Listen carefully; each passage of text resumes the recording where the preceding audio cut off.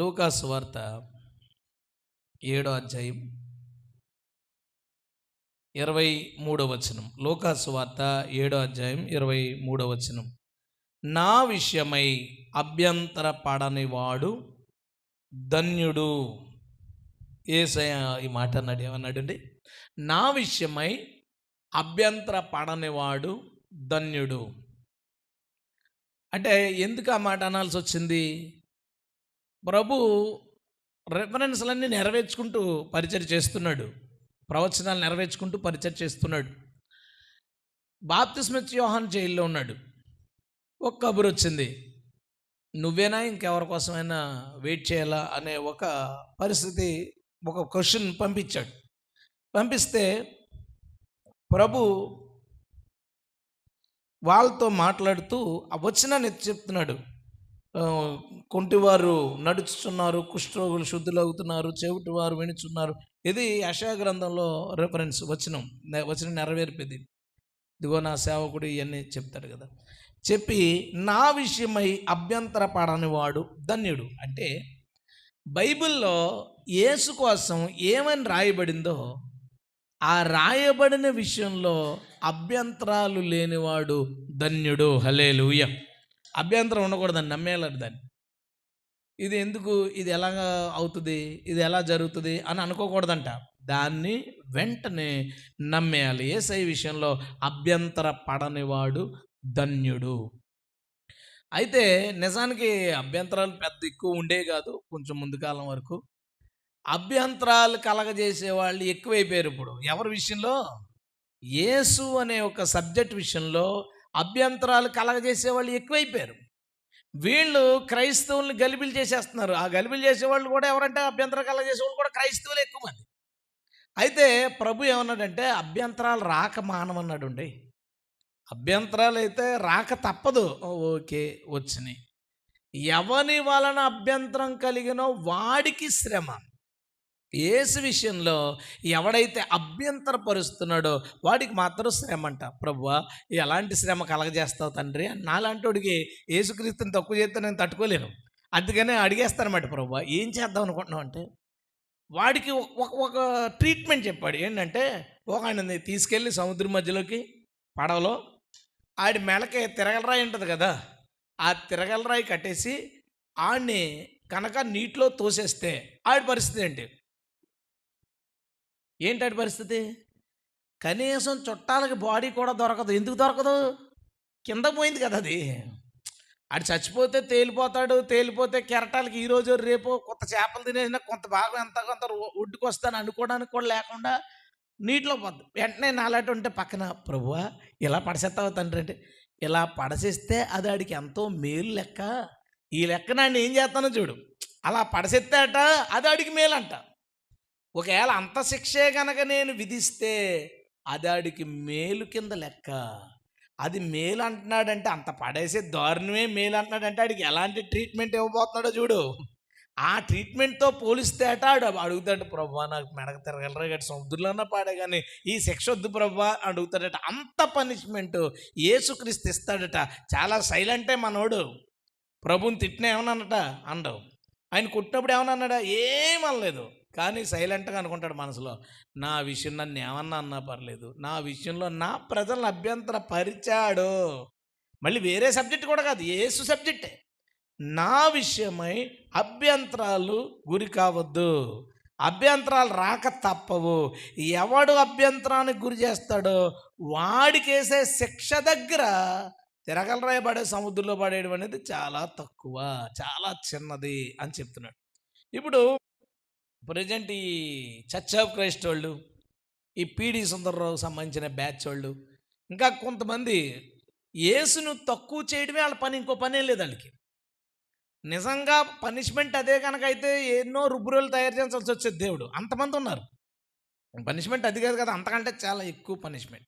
మొన్న ఒక యేసుక్రీస్తు దేవుడే కాదని ఒక లైవ్ డిస్కషన్ జరిగింది యూట్యూబ్. నాకు పాస్టర్ గారు నాకు లింక్ పెట్టారు. నాకు ఆయన పరిచయం. అది 3 గంటలు ఎంత ఉంది. నాకేం టైం లేదు, చూడాలని అనుకున్నాను కానీ టైం లేదు. ఓపెన్ చేశాను. ఒక 10 నిమిషాలు విన్నాను. అందులో చర్చ్ ఆఫ్ క్రైస్ట్ సంబంధించిన వాడు వాడు వాగుతున్నాడు అన్నమాట. వాడు ఏమంటాడంటే, యేసుక్రీస్తు దేవుడు కాదు ఎందుకంటే అని ఓ రిఫరెన్స్ ఇచ్చాడు. రిఫరెన్స్ ఏంటంటే తిమోతి రాసిన మొదటి పత్రిక 2:5 దేవుడు ఒక్కడే, దేవునికి నరులకి మధ్యవర్తి ఒకడే, అతడు క్రీస్తు యేసను నరుడు అని తీసుకున్నాడు. తీసుకుని యేసుక్రీస్తు నరుడు, నరుడు దేవుడు ఎందుకు అవుతాడు? దేవుడు నరుడుగా వచ్చాడని మీలో చాలామంది అంటారు. ఎట్టి పరిస్థితుల్లో దేవుడు నరుడవ్వడు అన్నాడండి. రెండోది ఎంత దారుణం అంటే, యేసుప్రభు ఎవరంటే ఆడికిలాంటివాడు అనమాట.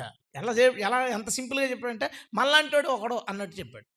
నెంబర్ 2 ఏంటంటే దేవుడు అదృశ్యుడట, యేసుప్రభు కనపడ్డాడట. యేసుక్రీస్తు కంటికి కనపడ్డాడు, దేవుడు అనేవాడు అదృశ్యుడు, కంటికి కనపడేవాడు దేవుడు అవ్వడు అన్నాడు. మూడో పాయింట్ ఏం తీసుకున్నాడంటే దేవుడు అక్షయుడు అన్నాడు, యేసుక్రీస్తు అక్షయుడు కాదన్నాడు. ఇది ఇంకా మండిది నాకు, ఇక చూడాలనిపించలేదు. దేవుడు అక్షయుడు, యేసుక్రీస్తు అక్షయుడు కాదు అంటే అర్థం ఏంటి? యేసుక్రీస్తు క్షయుడు అనట, క్షయమైపోయేవాడు.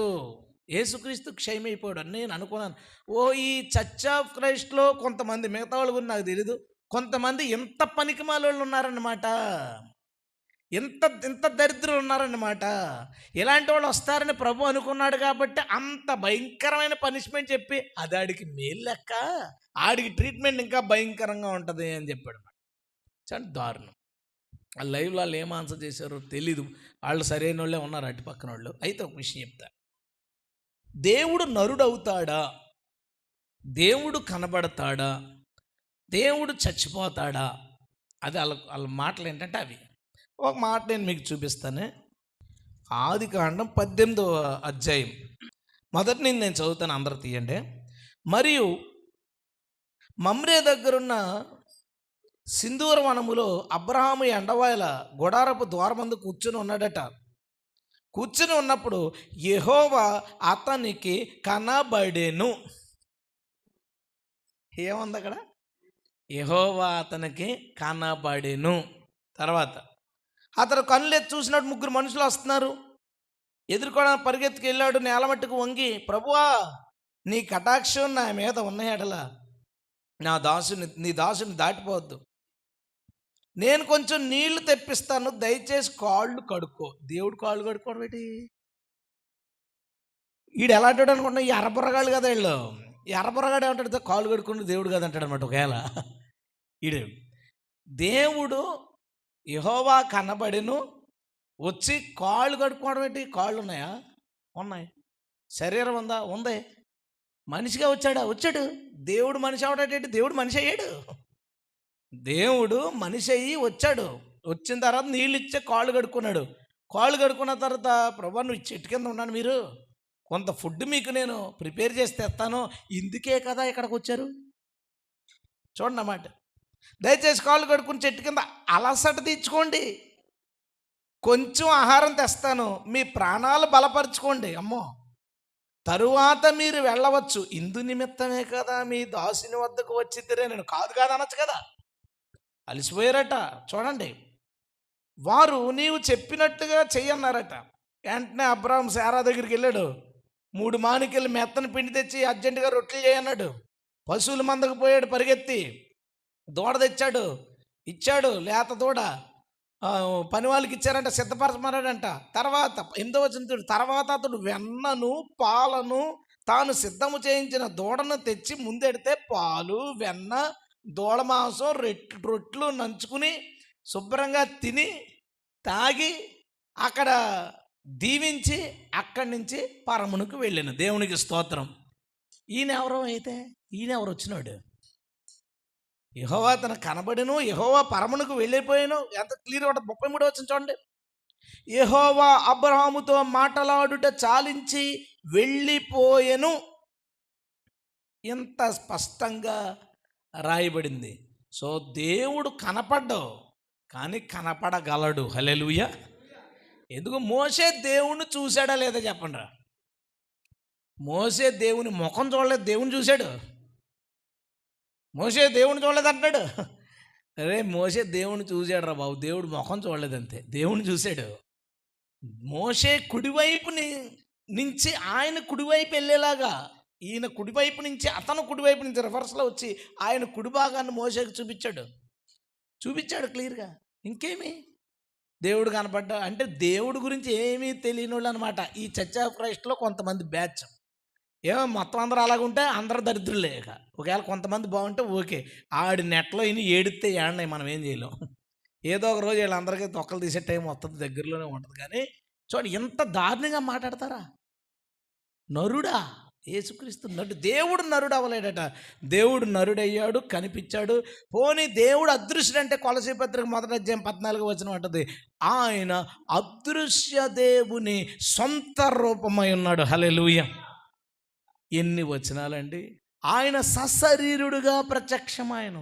శరీరము లేని దేవుడు, శరీరము లేనివాడు పోని శరీరంతో ప్రత్యక్షమయ్యాడు అని ఉంది. శరీరం లేనివాడు శరీరంతో ప్రత్యక్షమయ్యాడు అని ఉంటే, శరీరం లేకుండా తర్వాత శరీరంతో వచ్చినాడు మనిషి ఎందుకు అవుతాడు? మనిషి అనేవాడు పుట్టడమే శరీరంతో పుడతాడు. ముందు నుంచి ఉన్నవాడు తర్వాత మధ్యలో వచ్చినాడు అంటే అతన్ని నరుడు అని అన్నాడంటే అతను. మూడోది ఏమన్నాడు? క్షయుడా యేసుక్రీస్తు. యేసుక్రీస్తు క్షయుడా? సరే చచ్చిపోయాడు, ఓకే. ఒక మనిషి చచ్చిపోతే 24 గంటలు అయ్యేసరికి అతని బాడీ కుళ్ళిపోవడం అనేది స్టార్ట్ అవుతుంది. ముక్కులోంచి వాటర్ అనేది, చెవిలో వాటర్ అనేది, బాడీ స్టిఫ్ అయిపోవడం, ఉబ్బిపోవడం నెమ్మదిగా. రెండో రోజుకి ఇంకా నెమ్మదిగా డీకంపోజింగ్ స్టార్ట్ అవుతుంది కదా. యేసుక్రీస్తు ఎన్నో రోజులు వేశారు? మూడో రోజున బాడీ పాడైందా? పాడవలేదే. ఎలా క్షయుడు? యేసుక్రీస్తు ఎలాగ క్షయుడు? పోనీ భూమి మీదకి రావడమే నీకు తెలుసు, నీకు అంతే ఆఫే ఉందనుకుందాం, బ్రెయిన్ సగంతో పుట్టామని అనుకుందాం, ఫోన్లో ఏం కాదు. ఈ అరబుర్రకైనా సరే అర్థం అవ్వాలి కదా. ఆయన క్షయుడు ఎందుకు అవుతాడు? యేసుక్రీస్తు క్షయుడు ఏంటి? నేను మొదటి వాడను, కడపటి వాడును, జీవనమునికి ఆది అయిను, జీవితమునికి అంతమైన లేడను అనుంటే, దేవుని కుమారుడు అనేవాడికి అంతమే లేదు, అతనికి అంతం లేదంటే అతన్ని క్షయుడు అని అన్నాడంటే మరి ఏంటో. నన్ను అయిపోయింది, ఇది 10 రోజులే అంత అయింది. రాత్రి దేవుడు నాతో మాట్లాడుతున్నాడు. అభ్యంతరాలు వస్తాయి, రాకూడదు అని. అంటే మన చర్చలు వస్తాయని కాదు, ఈ విషయం దేవుడు జ్ఞాపకం చేశాడు అభ్యంతరాల గురించి. అప్పుడు నాకు ఇవన్నీ వీళ్ళు చెప్పి నీ గుర్తు వస్తున్నాయి. అసలు దేవుడు నరుడు ఎందుకు అవుతాడు? దేవుడు నరుడు ఎందుకు అయ్యాడు? నీ కోసం కాదా? నరుడుగా వచ్చినోడిని ఇతను మనిషే అని అంటున్నావు అంటే అసలు ఎందుకు వచ్చాడు? నరుడుగా ఎందుకు వచ్చాడు? ఓ చిన్న మాట మీకు ఎప్పుడైనా ఆదికాండం చదువుతున్నప్పుడు రావాలి. ఏంటంటే 2వ అధ్యాయంలో తోట మధ్యలో ఉన్న చెట్టు కోసం చెప్తూ, ఏమైనా తినండి కానీ ఈ చెట్టు పండు తినవద్దు, తిను దినమున నిశ్చయముగా చచ్చదు. ఎప్పుడు చచ్చిపోతాడట? తిను దినమున. చచ్చిపోతాడా? నిశ్చయంగా చచ్చిపోతాడా? నిశ్చయంగా చచ్చిపోతాడు. సరే, అవ్వ కూడా వచ్చినప్పుడు అవ్వతో కూడా చెప్పాడు, ఈ పండు మాత్రం తినొద్దు, తిను దినమున నీవు నిశ్చయముగా చచ్చిపోతావు అన్నాడు. వీళ్ళిద్దరూ ఆ పండు తినేశారు. తిన్న రోజున చచ్చిపోయారా లేదా? ఎలా చచ్చిపోయారు? నా ప్రశ్న ఏంటంటే, కొంతమంది మతోన్మాదులు కూడా నిశ్చయంగా చచ్చిపోతారన్నాడు, చంపలేదు వాళ్ళని అంటారు. చంపలేదని నువ్వు ఫీల్ అవుతున్నావా? చంపితే నువ్వెక్కడి నుంచి వస్తావురా? చంపేశాడు అనుకోండి, ఆదామామలను చంపేశాడు, ఎవడొస్తాడు భూమి మీదకి? ఇక చంపలేదు చూడండి, చంపుతానన్నాడు. మీ దేవుడు ఏది ఇక్కడ మాట నెరవేర్చకపోతే నువ్వు నెరవేరితే నువ్వు ఎక్కడ ఉంటారు బాబు అసలు? సరే, అసలు ఏంటి దాన్ని మనం చాలా కవరింగ్లు వేసుకుంటాం. ఒక దినం 1000 సంవత్సరాలు కాబట్టి దేవుడు తిను దినమున అని అంటే దేవుని కాలం ప్రకారం 1000 సంవత్సరాలు. ఆదాం 930 సంవత్సరాలు ఎంతో బతికి చచ్చిపోయాడు కాబట్టి ఆ దినమునే చచ్చిపోయినట్టు లెక్క అని ఒక కవరింగ్ వేసుకుంటాం. అది కవరింగే తెలుసు మనకి. లేదా ఇంకా రకరకాలు ఏంటి, అపరాధముల చేత పాపముల చేత చచ్చిన వారు ఉండగా అనే మాటను బట్టి ఆత్మీయంగా చచ్చిపోయారు, ఆధ్యాత్మికంగా చచ్చిపోయారు అని చాలా రకాలుగా మనం చెప్పుకుంటాం దాన్ని. అయితే ట్రూత్ ఏంటి? దాని వెనకాల ఉన్న ట్రూత్ ఏంటి? వీళ్ళు పళ్ళు తిన్నారు. పళ్ళు తిన్నప్పుడు వారి కన్నులు తెరవబడినప్పుడు వాళ్ళకి సిగ్గు అనేది తెలిసింది. ఆ రోజు ప్రభు వచ్చాడు, వాళ్ళతో మాట్లాడాడు. ఎవరు మిమ్మల్ని ప్రేరేపించాడో జరిగించి చెప్పాడు, క్షమించాల్సిన తర్వాత ఆయన వారికి చర్మపు చొక్కాయిలు కుట్టించి చేయించి ఇచ్చెను అనే మాట ఉంది. అంతకుముందు భూమి మీద ఏదైనా జీవి చచ్చిందా? లేదు. అంతకుముందు ఏ జీవి చచ్చిపోలా. కానీ ఒక జీవి ఆ రోజు ఏ రోజైతే ఆదాము అవ్వలు పండు తిన్నారో అదే రోజు ఒక జీవి చచ్చిపోయింది. లేదా 1, 2, 3 జీవులు, ఇద్దరికే చర్మ చొక్కాయలు కుట్టాలంటే బహుశా పెద్ద జంతువులు ఉండొచ్చు, లేదా 2-3 జంతువులు. అది ఆ జంతువు ఏదై ఉండొచ్చు ఊహించు, చెప్పండి నేను సింపుల్గా. ఒకటి, ఎప్పుడు ఎవరైనా మనిషి పూర్వం ప్రారంభిస్తే అదే తర్వాత అప్డేట్ అయ్యి నేటికి కూడా కొనసాగుతుంది. దానివల్ల మనకి మంచి జరగట్లేదు, లేదా అది కరెక్ట్ కాదు అని అనుకున్నప్పుడు మధ్యలో ఆగిపోతుంది. ఎప్పటికీ కూడా మనిషి వేసుకునే బట్టల్లో లెదర్తో చేసేవి ఏమైనా ఉంటే, చలికి కానీ వీటన్నిటి కానీ ఆగేది ఏమైనా ఉంటే అది గొర్రె ఉన్నితో చేసేవి. గొర్రె ఉన్నితో చేసేవి.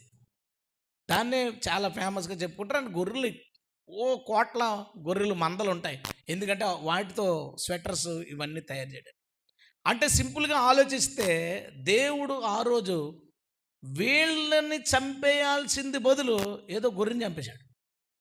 వీళ్ళని చంపాల్సింది బదులు ఏదో గొర్రెని చంపేశాడు. అయితే ఒకటి వాస్తవం, వాళ్ళు నిశ్చయంగా ఆ రోజు చచ్చిపోవాలి, కానీ వాళ్ళు చచ్చిపోవడానికి బదులుగా ఒక గొర్రెను చంపి చాలా సంవత్సరాలు జరిగిపోయిన తర్వాత, ఒక 4000 సంవత్సరాలు జరిగిపోయిన తర్వాత మళ్ళీ ఆదాముగా భూమి మీదకి వచ్చి ఎలాగొచ్చాడు? మళ్ళీ ఆదాముగా భూమి మీదకి వచ్చి అప్పుడు గొర్రెని చంపేశాడు కాబట్టి గొర్రెగా చెప్పుకుని తనను తాను, లేదా ఆయన గొర్రెంటి ఆదాముగా, కడపటి ఆదాముగా వచ్చి గొర్రెనని చెప్పుకుని ఆదాముకి ఇవ్వాల్సిన పనిష్మెంట్ ఆయన వేసుకుని చనిపోయాడు. దేవునికి స్తోత్రం. దేవుడు నరుడెందుకు అయ్యాడంటే నిశ్చయంగా ఆ రోజు చచ్చిపోవాల్సింది, ఆ రోజు చావాల్సింది బదులుగా ఒక గొర్రెని చంపి ఆ గొర్రె యొక్క మరణాన్ని ఈయనలో నెరవేర్చి పాపం వల్ల వచ్చిన సిగ్గుని ఎలాగైతే ఆ గొర్రె చచ్చిపోవడం వల్ల కప్పాడో, పాపం వల్ల వచ్చిన మనలోకి వచ్చిన దోషం ఏదైతే ఉందో దాన్ని ఈ గొర్రె చచ్చిపోయి తన రక్తంతో మనల్ని కప్పాడు. దేవునికి స్తోత్రం. ఎంత త్యాగం చేశాడు. ఆ రోజే చచ్చిపోవాలి మనిషి. ఆ రోజు చచ్చిపోతే ఇక సృష్టి అంతా అనవసరం అయిపోద్ది. కాబట్టి వాడి పొదులు, అంటే ఆదాము పొదులు ఒక జంతువుని బలి చేసి ఆ జంతువు స్థానంలో కడపటి ఆదాముగా వచ్చిన వాడు చనిపోయాడు. అందుకు దేవుడు నరుడయ్యాడు. దేవునికి మరొకసారి స్తోత్రం చెప్దామా? దేవుడు అందుకు నరుడైతే దేవుని నమ్ముకున్న వాళ్ళు, యేసుక్రీస్తుని నమ్ముకున్న వాళ్ళే స్వయంగా వాళ్ళ నోళ్ళతో ఈయన కేవలం మనిషే, చూడండి ఎలా ఉందో, నరుడు అని ఉంది, ఈయన నరుడు దేవుడు కాదు, దేవుడు నరుడు కాదు అని మాట్లాడుతున్నారు. ఇంతటి భయంకరమైన అభ్యంతరాలకు వాళ్ళు గురి చేస్తున్నారు. అస్తమాను చెప్పే మాట ఏంటంటే ఆయన దేవుడు కాదు, దేవుని కుమారుడు. ఇప్పుడు నా క్వశ్చన్ ఏంటంటే, ఇందాక నరుడు అన్నావు, ఇప్పుడు దేవుడు కుమారుడు అన్నావు, ఏదో ఒకటి డిసైడ్ అయిపో. డాక్టర్లు ఆడికి క్లారిటీ లేదు, నరుడా దేవుని కుమారుడా? అసలు ఒక ఆలోచన ఉండాలి కదా. అసలు దేవుని కుమారుడు అంటే ఏంటి మనం చూసాము, మరొకసారి చూద్దామే. యెషయా గ్రంథం 9:6. ఏలే అనగా మనకి శిశువు పుట్టెను, మనకి కుమారుడు అనుగ్రహించబడును, ఆశ్చర్యకరుడు, ఆలోచనకర్త, బలవంతుడైన దేవుడు. యేసుక్రీస్తు ఎవరో? కుమారుడే. ఎలా అనగా మనకు శిశువు పుట్టే, మనకి కుమారుడు అనుగ్రహించు. కుమారుడు ఎవరంటే బలవంతుడైన దేవుడు. ఇంకో మాట కూడా మనం చూసేద్దాం. హెబ్రీ పత్రిక 1వ అధ్యాయం. మీ దగ్గర ఈ వచనాలు ఉండాలి మీ మైండ్లో. 1వ అధ్యాయం 8వ వచనం. దూతలను అయితే అగ్ని జ్వాలలుగా చేసుకుంటాడట, కానీ తన కుమారుని గురించి అయితే, దేవా నీ సింహాసనం నిరంతరము నిలిచింది. కుమారుడు అంటే ఎవరట? దేవుడు. కుమారుడు అంటే ఎవరు? గట్టిగా చెప్పండి. దేవా నీ సింహాసనము నిరంతరము నిలిచింది. నిరంతరం నిలిచే సింహాసనం కలిగిన యేసుప్రభుని క్షయుడు అన్నాడంటే వీడు ఏంటంటే వీళ్ళు అసలు ఏ ఉద్దేశం కలిగి ఉన్నారు నాకు అర్థం. అయితే ఈరోజు నేనేం చెప్పాలనుకుంటున్నానంటే, యేసుక్రీస్తు దేవుడికి ఏమవుతాడు అని అడిగితే ఎన్ని రకాల అభ్యంతరాలు, ఎన్ని రకాల మాటలు. దేవుని యొక్క సేవకుడు అంటాడు, రిఫరెన్స్ ఇస్తాడు. ఇదిగో నేను ఆదుకోను నా సేవకుడు. యేసుక్రీస్తు ఎవరంటే దేవుడి దగ్గర ఒక అసిస్టెంటు, ఓ సేవకుడు అంటాడు ఒకడు. ఇంకొకడు ఏమంటాడంటే చాలా భయభక్తులు కలిగి ఉండేవాడు, ఎల్లమనగానే వెళ్ళాడు, అందుకే ఆ రిఫరెన్స్ కూడా చెప్తారు. నేను నా ప్రాణం పెట్టుచున్నాను గొర్రెల కోసం, ఇందు నిమిత్తమే తండ్రి నన్ను ప్రేమించుచున్నాడు అంటాడు. నేను చచ్చిపోతాను అన్నందుకు దేవుడు యేసుక్రీస్తుని ప్రేమిస్తున్నాడు కానీ లేదంటే ప్రేమించడు అని ఒకటి చెప్తాడు. చూడండి ఎన్ని బోధలు ఉన్నాయి. ఇంకొకడు అంటాడు, దేవుడు యేసుక్రీస్తుని కన్నాడు, నేడు నిన్ను కని ఉన్నాను అనే మాట ఉంది కదా, కన్నాడు. ఆ కన్నబడిన వ్యక్తి, ఆ పుట్టబడిన వ్యక్తి తర్వాత భూమి మీదకి వచ్చాడు. సో దేవుని యొక్క కొడుకు యేసుక్రీస్తు. ఇంకొకటి ఏంటంటే దేవుడికి ఇద్దరు కొడుకులు, పెద్ద కొడుకు ఏమో యేసుప్రభు, చిన్న కొడుకు పరిశుద్ధాత్ముడు అని చెప్తారు. ఎన్ని రకాలు రిలేషన్స్, కొడుకని, యజమాని అని, తండ్రి అని, ఎన్నో రకాల మాటలు ఉన్నాయి. అయితే ఈరోజు నేనేం చెప్పాలనుకున్నానంటే, యేసుక్రీస్తు దేవుడా కదా అనేది టాపిక్ కాదు. ఇందాక చూసుకున్నాం కుమారుడు అంటే దేవుడు, ఆ విషయం పక్కన పెట్టు. ఎన్నోసార్లు మనం చెప్పుకున్నాం యేసుప్రభు దేవుడు అనడానికి ఉన్న వచనాలన్నీ నేను మీకు చూపించాను. ఇంకా ఎన్నో ఉండొచ్చు బైబిల్లో. ఈరోజు నేనేం చెప్పాలనుకుంటున్నానంటే, వాళ్ళు అన్నట్టుగానే అనుకుంటే, దేవుడు యేసుక్రీస్తు సెపరేట్ పర్సన్స్ అనుకుంటే, యేసుక్రీస్తు దేవునికి ఏమవుతాడు, యేసుక్రీస్తు ఆ తండ్రికి ఏమవుతాడు, వీళ్ళిద్దరి మధ్యన ఉన్న రిలేషన్ కోసం బైబిల్ ఏం చెప్తుంది, ఇతను దేవుడికి ఏమై ఉన్నాడు. నేను చెప్పాలనుకున్నది ఈరోజు, యేసుక్రీస్తు దేవునికి ఏమై ఉన్నాడని బైబిల్ చెప్తుంది. అది ఒప్పేసుకుందాం. దేవుడా కాదా అనేది టాపిక్ కాదు, మనకి కన్ఫర్మేషన్ ఉంది. యేసుక్రీస్తు ముమ్మాటికి దేవుడు, అనేక వచనాల విషయం చెప్తుంది. హల్లెలూయా. అయితే యేసుక్రీస్తు ఇంకా మిగతా విభాగాల్లో లేదా వాళ్ళు చూసే కోణంలో చూస్తే ఈయన దేవుడికి ఏమవుతాడు, వాళ్ళిద్దరి మధ్యన ఉన్న సంబంధం ఏంటి అనే దాన్ని మనం చూడడానికి ప్రయత్నిద్దాం. తల ఉంచుతారు, చిన్న ప్రార్థన చేసుకుందాం. యేసుక్రీస్తు దేవునికి ఏమవుతాడు, యేసుక్రీస్తుకి దేవునికి ఉన్న సంబంధం ఏంటి అనే కోణంలో మనం చూద్దాం. కొరింథీయులకు రాసిన మొదటి పత్రిక. దేవుణ్ణి ఎంతో అద్భుతంగా ఆరాధిస్తూ, ధర్మశాస్త్రాన్ని గొప్పగా పాటిస్తూ, ప్రకటిస్తూ, యేసుక్రీస్తుని నమ్మిన వాళ్ళని చంపడానికి కూడా వెనకాడని అపోస్తలుడైన పౌలు ఇలా రాశాడు. కొరింథీయులకు రాసిన మొదటి పత్రిక 1వ అధ్యాయం 24వ వచనం. ఆయన యూదులకు ఆటంకముగాను అన్యజనులకు వెర్రిగాను ఉన్నాడు, కానీ యూదులకేమి గ్రీకు దేశస్థులకేమి పిలువబడిన వారందరికీ క్రీస్తు దేవుని శక్తియు దేవుని జ్ఞానమై ఉన్నాడు. ఇది 2 పాయింట్లు. మొదటిది ఏంటంటే, క్రీస్తుకి దేవునికి ఉన్న సంబంధం ఏంటంటే, యేసుక్రీస్తు దేవుని యొక్క శక్తి అయి ఉన్నాడు. యేసుక్రీస్తు దేవుని యొక్క శక్తి అయి ఉన్నాడు అంటే అర్థం ఏంటి? యేసుక్రీస్తు దేవునికి శక్తి సప్లై చేసేవాడా అనుకోవచ్చు. యేసుక్రీస్తే దేవునికి శక్తి. యేసుక్రీస్తు ఒకవేళ దూరంగా ఎక్కడికైనా వెళ్ళిపోతే దేవుడు శక్తి లేనివాడు అయిపోతాడా ఏమో. ఆ వచనం అలాగే కనబడుతుంది. వాళ్ళు అలా అనకూడదు, కానీ ఆ వచనానికి అర్థం ఏంటి? క్రీస్తు దేవుని శక్తి అయి ఉన్నాడు. Jesus is the power of God. దేవునికి ఏదైనా శక్తి ఉంటే ఆ శక్తి పేరు యేసుక్రీస్తు. హల్లెలూయా.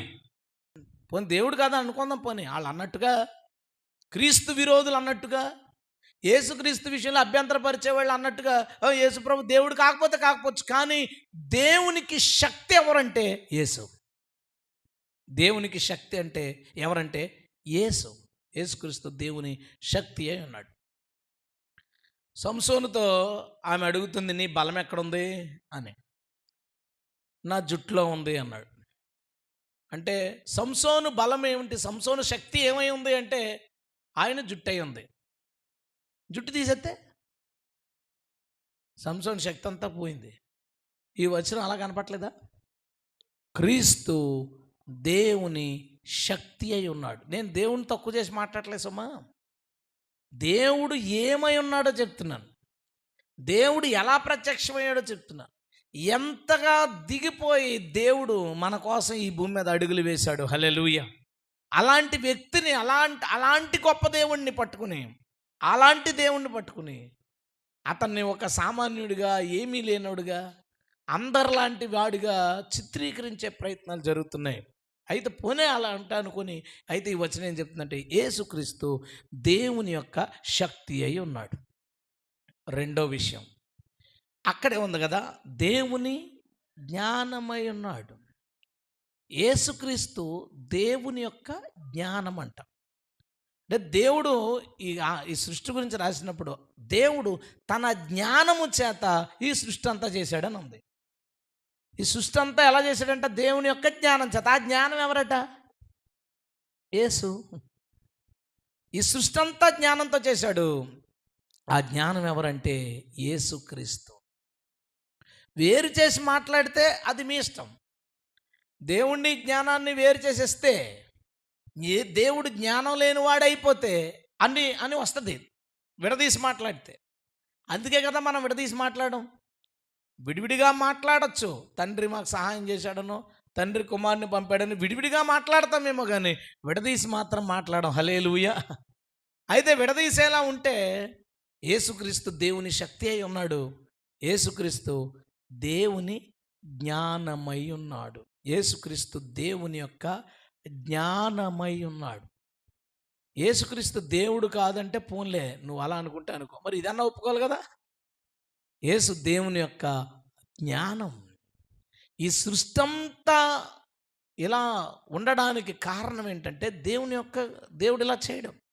అందుకనే బైబిల్ ఏంటో ఆయన ద్వారా సృష్టి చేయబడిన ఆయన జ్ఞానం కాబట్టి, జ్ఞానంతో దేవుడు చేశాడు కాబట్టి ఆయన ద్వారా సృష్టి అంతా జరిగింది, సృష్టి అంతా చేయబడింది. హల్లెలూయా. ఇది రెండోది. నెంబర్ 3కి వెళ్దాం. యేసు ఏమై ఉన్నాడు? యేసుకి దేవునికి ఉన్న సంబంధం ఏంటి? హెబ్రీ పత్రిక 1వ అధ్యాయం. హెబ్రీ పత్రిక 1వ అధ్యాయం 2వ వచనం నేను చదువుతాను. ఈ దినములు అంతమంది కుమారుని ద్వారా మనతో మాట్లాడెను. ఆయన ఆ కుమారుని సమస్తమునకు వారసునిగా నియమించెను.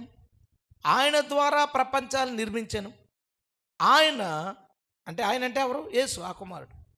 యేసుక్రీస్తు దేవుని మహిమ యొక్క తేజస్సు, ఆయన తత్వము యొక్క మూర్తిమంతమై ఉండి అనే మాట ఉందండి. దేవుని మహిమ యొక్క తేజస్సు. ఫుట్ నోట్లో ఏం చెప్పాడు దాన్ని? ప్రతిబింబము. ప్రతిబింబము. ఇప్పుడు అద్దం ముందు ఒక వ్యక్తి నిలబడినోడు ఎవడంటే బింబము. నిలబడిన వాళ్ళు ఎవరు? బింబం. అద్దంలో కనబడింది ప్రతిబింబం, రిఫ్లెక్షన్, ప్రతిబింబం. ఇతను బింబము, అద్దంలో ఉన్నవాడు ప్రతిబింబం. యేసుక్రీస్తు ఎవరు అంటే దేవుని యొక్క ప్రతిబింబం అంట. అంటే దేవుడు పైన కనుక ఉంటే కింద దాని రిఫ్లెక్షన్ పడిందని అర్థం సింపుల్గా. ఇప్పుడు అద్దం ముందు మన విజయ్ నిలబడ్డాడు అనుకోండి. ఎందుకు విజయ్ అని చెప్పారంటే నిలబడినోడు కాబట్టి, పెద్దగా నిలబడినోడు కాబట్టి. ఆడవాళ్ళు చెప్పంటే ఆడవాళ్ళని పడి ఏడుతుందని నా గురించి మీరు ఫీల్ అవుతున్నారని నాకు అనిపిస్తుంది. ఇప్పుడు విజయ్ అద్దం ముందు నిలబడ్డాడు అనుకోండి. అద్దం ముందు నిలబడినోడు ఎవరు? విజయ్. చెప్పండి. అద్దంలో కనబడిన వాళ్ళు ఎవరు? విజయేనా? కాదా? సరే, బింబం దేవుడు, ప్రతిబింబం యేసుప్రభు. మరి వీళ్ళిద్దరి మధ్య ఉన్న సంబంధం ఏంటి? అద్దం ముందు నిలబడితే అద్దంలో కనబడే నీకు, అద్దం ముందు నిలబడే నీకు ఉన్న సంబంధం ఏంటని అడిగితే అడిగినోడిని ఏమనుకోవాలి చూడండి. ఇప్పుడు ఆయన దేవుని యొక్క ప్రతిబింబము. దేవుని యొక్క ప్రతిబింబం. ఆయన మూర్తిమంతమై ఉన్నాడు. ఆయన తత్వము యొక్క మూర్తిమంతమై ఉన్నాడు. అంటే అర్థం ఏంటంటే దేవుని యొక్క స్వభావం అంతా ఒక షేప్గా ఈ లోకానికి వస్తే ఎగ్జాక్ట్ ఇమిటేషన్ అంటాడు. అంటే దేవుడు ఏమై ఉన్నాడో ఎగ్జాక్ట్గా యేసుక్రీస్తు అదే అని ఆ వచనం చెప్తుంది. అందుకే ప్రతిబింబము లేదా ఇమిటేషన్ ఈ మాటలు ఎందుకు వాడాడంటే ఎగ్జాక్ట్. దేవుడు ఏమై ఉన్నాడో యేసు అదే అయి ఉన్నాడట. హల్లెలూయా. సరే, ఇప్పుడు దేవునికి యేసుక్రీస్తుకి ఉన్న సంబంధం ఏంటంటే బింబానికి ప్రతిబింబానికి ఉన్న సంబంధం. దేవుడు యేసుక్రీస్తు దేవుని యొక్క శక్తి, యేసుక్రీస్తు దేవుని యొక్క జ్ఞానము, యేసుక్రీస్తు దేవుని యొక్క ప్రతిబింబము. ఈ మాటలు ఎవరైనా వింటే ఇదేంటి ఇద్దరు ఒకటే కదా, ఎవడరా ఎలా మాట్లాడతారు అనుకుంటారు బయటోడు. ఆడికి అర్థమవుతుంది, వీళ్ళకి అర్థమవట్లా. బయటోళ్ళు ఎవరైనా అన్యులు అలా వెళ్ళిపోతా వింటే, ఆయన ప్రతిబింబం అంటాడేంటి, ప్రతిబింబం ఒకరే కదా అని అనుకుంటాడు విన్నవాడు. వీళ్ళకి అర్థమవట్లా ఆ విషయం. సో ఇప్పుడు మనం ఎన్ని చెప్పుకున్నాం? 3 మనం చెప్పుకున్నాం. శక్తి, జ్ఞానము, ప్రతిబింబము. ఎగ్జాక్ట్ దేవుడు ఏమై ఉన్నాడో ఎగ్జాక్ట్ అదే రూపాన్ని కనపరిచేవాడు, ఆయన తత్వం యొక్క మూర్తిమంతం అనే విషయం చూసుకున్నాం. నెంబర్ 4, యోహాను సువార్త మొదటి అధ్యాయం మొదటి 2 వచనాలు చదువుతాను, 3 వచనాలు చదువుతాను. ఆది యందు వాక్యం ఉండెను. వాక్యం అంటే వాయిస్, వర్డ్. ఆది యందు స్వరం ఉంది లేదా శబ్దం ఉంది, వాక్కు ఉంది. ముందు అంట స్వరం ఉందంట, వాక్కు ఉందంట. వాక్కు దేవుని దగ్గర ఉందంట, వాక్కు దేవుడై ఉందంట. ఆయన అంటే ఎవరో ఆ వాక్కు. ఇప్పుడు వాక్కుని ఏమంటారు? ఇప్పుడు వాక్కుని ఏమని పిలిచాడు? ఆయన. వాయిస్ని ఏమని పిలిచారు? ఆయన. ఆయన ఆది యందు దేవుని దగ్గర ఉన్నాడు. ఈ వాయిస్ ఆది యందు ఎక్కడుందంట? దేవుని దగ్గర ఉందంట. సమస్తమును ఆ వాక్కు మూలంగా కలిగిన, ఆయన మూలంగా. అర్థమైందా? ఇప్పుడు ఆయన మూలంగా కలిగిన, ఆయనలో జీవం ఉండెను. ఆయన కలిగి ఉన్నది ఏది ఆయన లేకుండా కలగలేదు. ఇప్పుడు ఈ వాక్కు 14వ వచనంలో ఎవరని చెప్పబడింది? ఆ వాక్కు శరీరధారి అయి మన మధ్య నివసించెను అని రాయబడి. అయితే ఇప్పుడు ఆ వాక్కు ఎవరు? యేసుక్రీస్తు. ఇప్పుడు మనం మామూలుగా ఎలా చూద్దాం. నువ్వు రారా, మనం మామూలుగా చూద్దాం. దాదా మనోడు వాక్యం. ఆది యందు వాక్యం ఉండెను, నేను దేవుణ్ణి. ఈ నిమిషమే తర్వాత ఫస్ట్ ఈడు ఉన్నాడంట, ఈడు నా దగ్గర ఉన్నాడంట. మరి నేను ఎప్పుడున్నాను? నేను వీడికంటే ముందున్నాను అనుకోండి, అప్పుడు వీడు ఆది యందు ఉన్నట్టు ఎలా అవుతుంది? పోన్లే, అది మనకు అర్థం అవ్వలేదు అనుకుందాం. ఆది యందు వాక్కు ఉంది, వాక్కు దేవుని దగ్గర ఉంది, వాక్కు దేవుడై ఉంది. ఎలా అవుద్ది?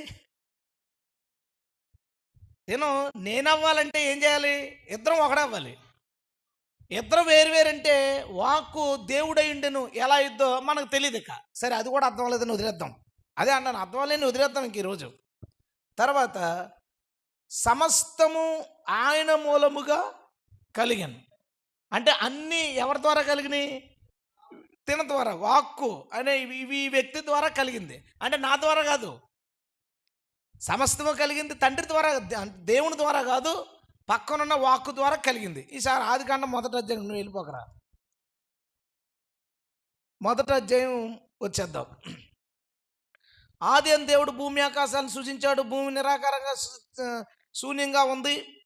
3వ వచనం, దేవుడు వెలుగు కమ్మని పలుకగా వెలుగు కలిగెను. ఈ వాక్కు అనేది వాడిని పక్కన పెట్టాడు. దేవుడు ఎలా అన్నాడు? వెలుగు కలుగు అన్నాడు, వెలుగు కలిగింది. యోహానే ఉన్నాడు, కలిగి ఉన్నది ఏదియు ఈయన లేకుండా కలగలేదన్నాడు. ఇంకోటిసారి ఏమంటాడు కొలస్సీ పత్రికలో? ఆయన ద్వారా సమస్తము కలిగిన, ఆయన ద్వారా, ఆయన నుండి, ఆయన వలన సమస్తం కలిగిన అంటాడు. అన్నీ ఈ వాక్కు వలన కలిగితే ఆదికాండం 1వ అధ్యాయం 3వ వచనంలో దేవుడు కలగజేశాడని ఎందుకు అన్నాడు? యెహోవా పలికెను. ఆయన ఏమన్నాడు? వెలుగు కలుగగాక అనెను.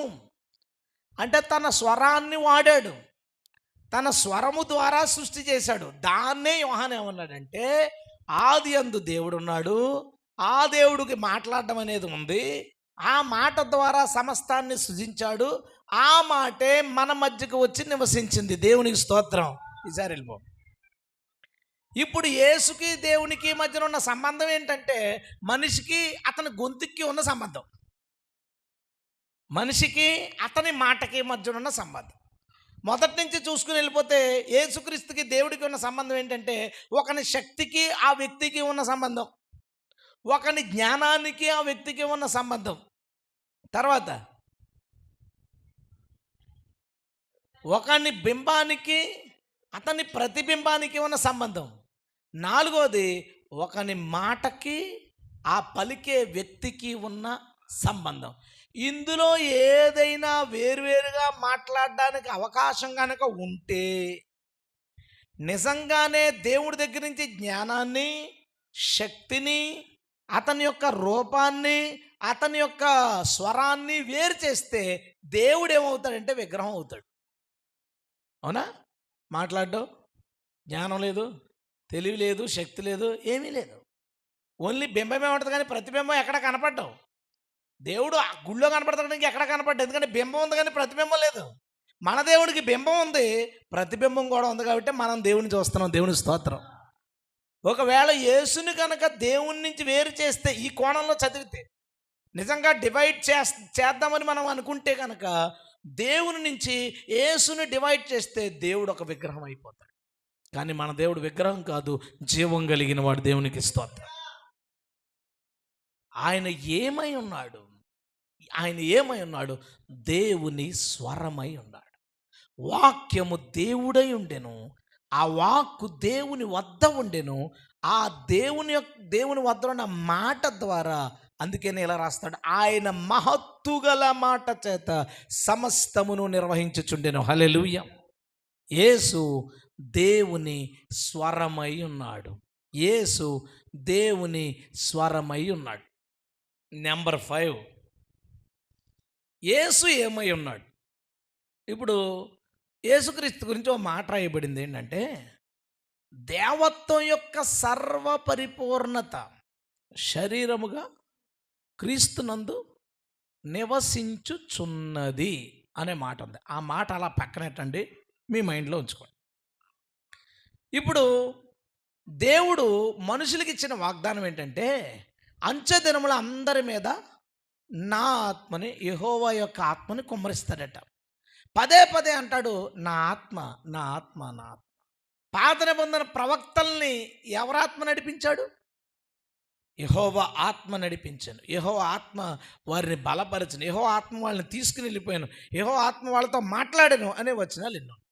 సో యెహోవా ఆత్మ గురించి దేవుడు మాట్లాడుతూ, అంచె దినమున అందరి మీద ఈ ఆత్మనంటే ఇప్పుడు దాకా ప్రవక్తల్లోకో ఎక్కడెక్కడో వాళ్ళని మాత్రమే యెహోవా ఆత్మ ప్రేరేపించి యెహోవా ఆత్మ మాట్లాడుతుంటే, దినముల అంతమందు అంచె దినములందంటే అందరి మీద యెహోవా యొక్క ఆత్మ కుమ్మరించబడుతుంది. ఆ యెహోవా ఆత్మని కొత్త నిబంధనలో ఏమని రాశారంటే పరిశుద్ధాత్మ. పాత నిబంధనలో కూడా మాట ఉంది, యెహోవా పరిశుద్ధుడు కాబట్టి ఆ పరిశుద్ధుడి ఆత్మ ఏమవుతుంది? అంతే తప్ప పెద్ద కొడుకు కాదు, చిన్న కొడుకు కాదు. దేవుడు పంపించింది ఎవరిని అంటే, ఇదిగో అంచెదినముల అందరి మీద నా ఆత్మను కుమ్మరించేదను. హల్లెలూయా. దేవుడు తన ఆత్మని కుమ్మరించాడు. ఇప్పుడు దేవుని ఆత్మ పేరేంటి? మనకు ఎప్పుడు దాకా తెలిసినంత వరకు పరిశుద్ధాత్మ. పరిశుద్ధాత్మ, అతనే దేవుడు. దేవుడు ఆత్మ గనుక అంటే ఏంటి? దేవుడు ఆత్మ. ఎంత క్లియర్ మాట. దేవుడు ఆత్మ, ఆత్మ పరిశుద్ధాత్మ. ఇప్పుడు ఈ పరిశుద్ధాత్మ ప్రయాణం చేసుకుని వచ్చి మరియ గర్భంలోకి ప్రవేశించాడు. అంటే దేవుడు మరియ గర్భంలోనికి ప్రవేశించాడు. అంతే కదండి, ఇంకోటి ఏమైనా ఉందా దాంట్లో? ఇంకోటి ఏం లేదు. దేవుడు మరియ గర్భంలోకి, పరిశుద్ధాత్మ అంటే ఎవరో కదా, మరియ గర్భంలోనికి ప్రవేశించాడు. ప్రవేశించిన తర్వాత అక్కడ దేవుడు ఒక శరీరాన్ని ధరించుకున్నాడు. శరీరాన్ని ధరించుకుని బయటకు వస్తే అతనిని చూసి ఈ వాక్యం చెప్పొచ్చు ఏంటంటే, దేవత్వం యొక్క సర్వ పరిపూర్ణత తల్లి గర్భములో శరీరాన్ని ధరించి బయటకు వచ్చి యేసుక్రీస్తుగా నివసించుచున్నది. హల్లెలూయా.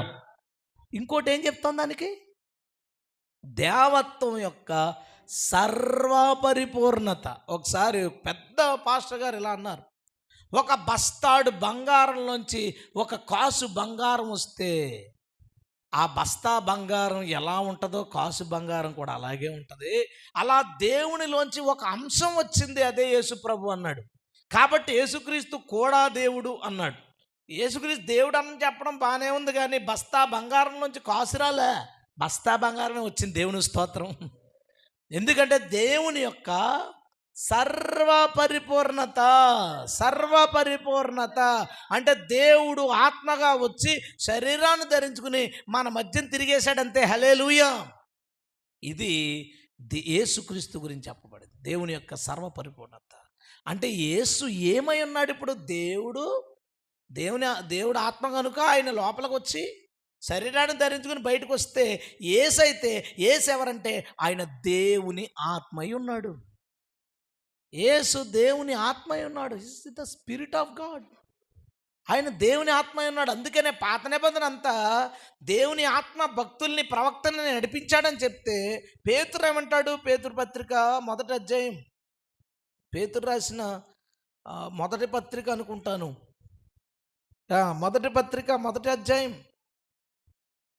10వ వచనం చదివితే, మీకు కలుగు ఆ కృపను గూర్చి ప్రవచించిన ప్రవక్తలు ఈ రక్షణను గూర్చి పరిశీలించుచు తమ యందున్న క్రీస్తు ఆత్మ, క్రీస్తు విషయమైన శ్రమల గూర్చి వాటి తర్వాత కలగబో మహిమను గూర్చి ముందుగా సాక్ష్యం ఇచ్చినప్పుడు ఆ ఆత్మ ఏ కాలంను గూర్చి, ఏ ఆత్మ అంటే ఎవరిదట్టది? క్రీస్తు ఆత్మ. క్రీస్తు ఆత్మ. యెహోవా ఆత్మ ఎవరు? క్రీస్తు. అందుకనే ఎలా రాయబడింది కొత్త నిబంధనలో? ప్రభువే ఆత్మ, ప్రభువే ఆత్మ అని రాశాడు. మళ్ళీ ఏమన్నాడు? కడపటి ఆదాము జీవింపజేయు ఆత్మ. జీవింపజేయు ఆత్మ. ఎవరో జీవం ఇచ్చేది కాదు, జీవింపజేయు ఆత్మ అన్నాడు. తర్వాత రోమాపత్రికలో మనం చూసాం కదా ఒకసారి, రోమాపత్రిక 8వ అధ్యాయంలో అక్కడ 9వ వచనం, దేవుని ఆత్మ మీలో నివసించాలి అని చెబుతూ 9వ వచనం కంటిన్యూషన్కు, క్రీస్తు ఆత్మ లేనివాడైతే వాడాయన వాడు కాదు, క్రీస్తు మీలో ఉన్న ఎడల. చూడండి స్టెప్లో, దేవుని ఆత్మ క్రీస్తు ఆత్మగా పనిచేస్తే క్రీస్తు ఆత్మ క్రీస్తుగా బయటకు వచ్చాడు. దేవుని ఆత్మ, క్రీస్తు ఆత్మ, క్రీస్తు మూడు ఒకటేరా బాబు అని చెప్తున్నారు. మీలో దేవుని ఆత్మ నివసించిన ఎడల అంటూ క్రీస్తు ఆత్మ మీలో లేకపోతే మీరు ఆయన వారు కాదు అని అన్నాడు. అంటే యేసు ఎవరంటే ఆయన స్పిరిట్ ఆఫ్ గాడ్. యేసు దేవుని యొక్క ఆత్మై ఉన్నాడు. హల్లెలూయా. సరే, ఇప్పుడు యేసు ఏమేమై ఉన్నాడు చెప్పండి లిస్టు. యేసు దేవుని శక్తి అయి ఉన్నాడు, దేవుని జ్ఞానమై ఉన్నాడు, దేవుని ప్రతిబింబమై ఉన్నాడు, దేవుని స్వరమై ఉన్నాడు. ఇప్పుడు మనం చూసింది దేవుని ఆత్మై ఉన్నాడు. ఇంకో మాట నేను మీకు చెప్తానే, ఆరోది ఇది, 7 చెప్తాను. ఆరోది ఏంటంటే, అసలు యేసుకి దేవునికి ఉన్న సంబంధం ఏంటి? ఏమన్నా నీకు నీ ఆత్మకు ఉన్న సంబంధం ఏంటని అడిగితే ఏంటి సంబంధం? పరిస్థితి యేసు దేవుని ఆత్మ, ద స్పిరిట్ ఆఫ్ గాడ్.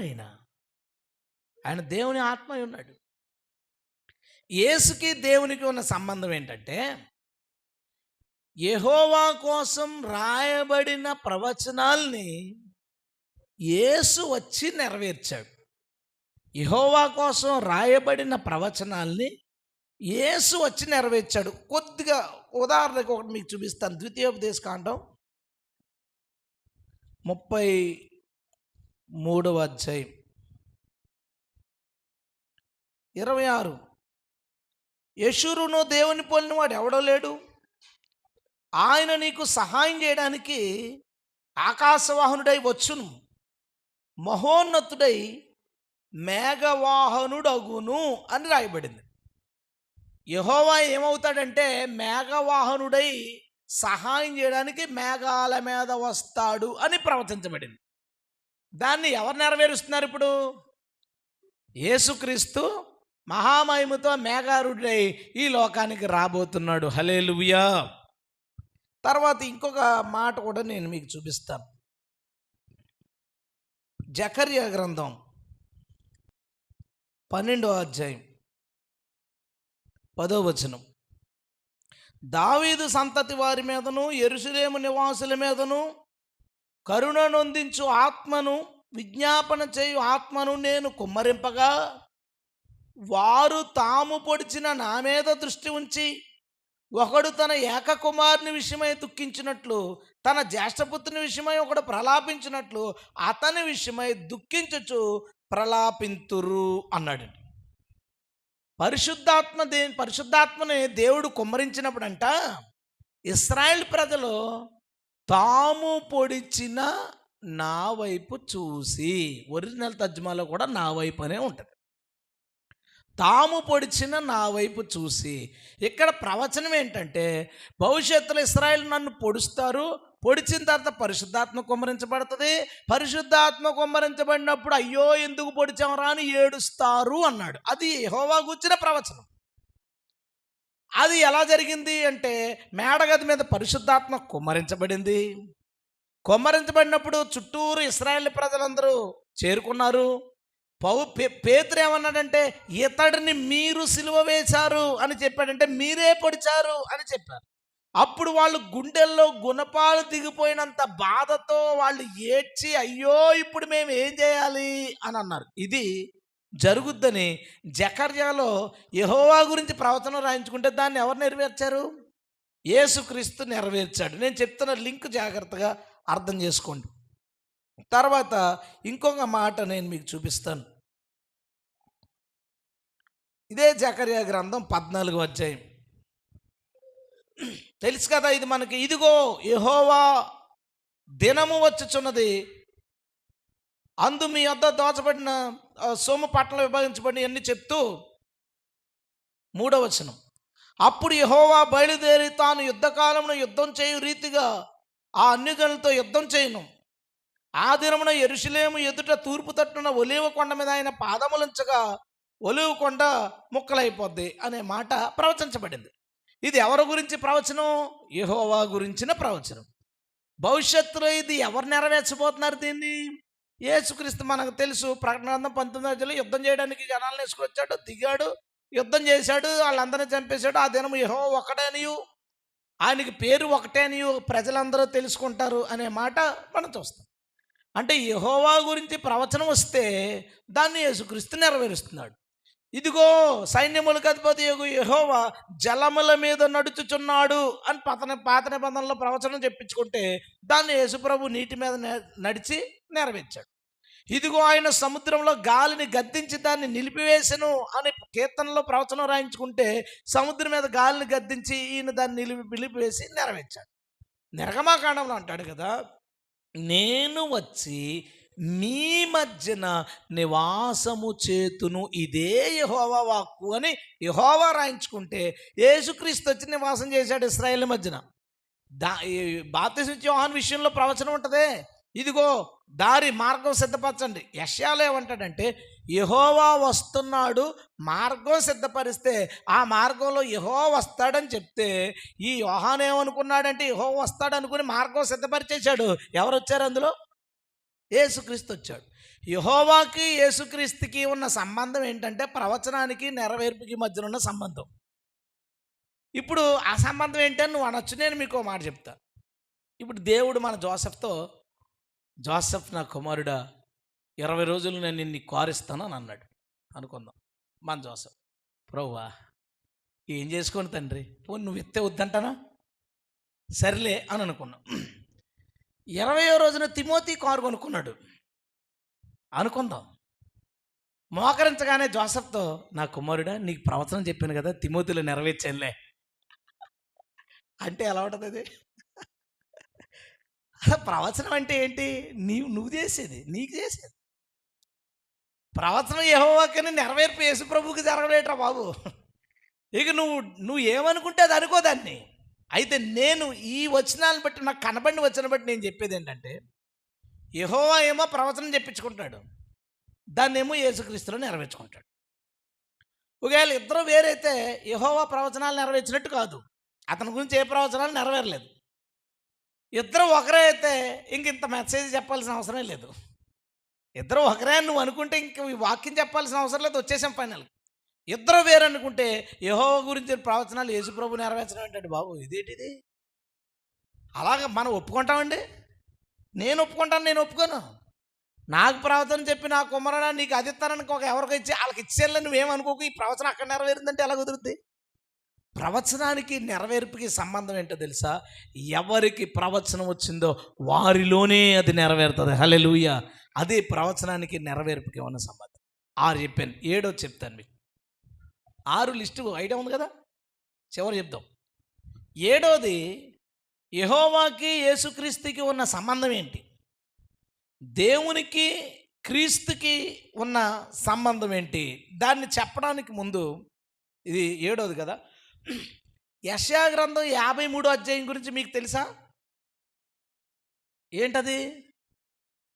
యేసుక్రీస్తు పడబోయే శ్రమల కోసం లేత మొక్క వలెను తీసేద్దాం. ఇంకా యెషయా గ్రంథం 53వ అధ్యాయం 2వ వచనం. లేత మొక్క వలెను, ఎండిన భూమిలో మొలిచిన మొక్క వలెను అతడు ఆయన ఎదుట పెరిగెను. అతడు ఉన్నాడు, ఆయన ఉన్నాడు, ఇద్దరు.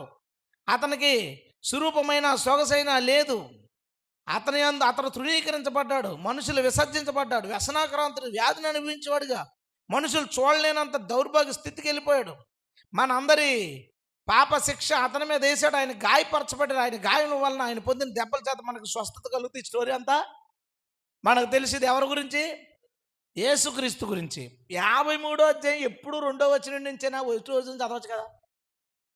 మేము తెలియజేసిన సమాచారం ఎవడు నమ్ముతాడు? యెహోవా బాహువు ఎవనికి బయలుపరచబడును? ఈ కిందంతా చెప్పేది యేసుప్రభు కోసం కాదు, యెహోవా చేతి కోసం. యెహోవా బాహు అంటే హస్తము, చెయ్యి. ఇందాక తను వాక్యం చెప్తూ దేవుని హస్తం అనగానే ప్రభువా పాయింట్లు అనుకున్నా, పక్కకి వెళ్ళిపోయింది అలా పట్టుకుని వేరే చోట అమ్మాయి అనుకున్నాను నేను. దేవుని హస్తం, యెహోవా హస్తం అంట దేవుని ఎదుట పెరిగిందట. మనుషులు తృణీకరించారట, మనుషులు చూడలేకపోయిన పరిస్థితులు వెళ్ళారట. ఆ గాయపరచబడిందట. ఆ చెయ్యి కోసం చెప్తున్నాడు.